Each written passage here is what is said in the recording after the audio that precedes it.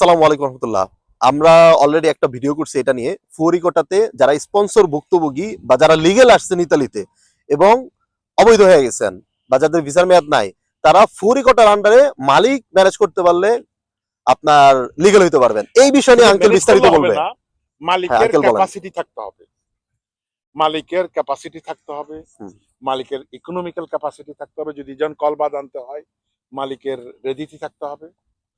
6 বছরের নিচে যদি হয় তাহলে মালিকের 27,000 টাকা ফ্যামিলি, যেহেতু ফ্যামিলি মিনিমাম 27,000 টাকা রেডিতে হতে হবে, 1 টাকা কম হবে চলবে না।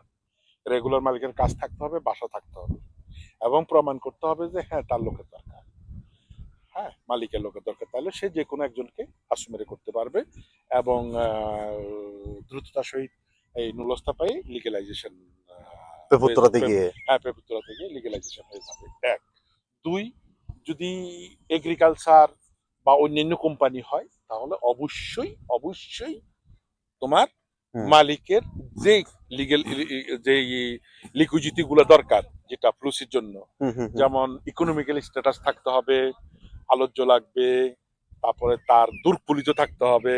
এমন হলে আরো কিছুটুকু আমরা, আনপাল টানপাল এগুলো হ্যাঁ এগুলো হলে আমরা সুন্দরভাবে প্রসেস ওটাকে করতে প্রসেস পারবো করে আমরা ইনশাল্লাহ। লিগেলে ওয়াইজে যেতে পারবো।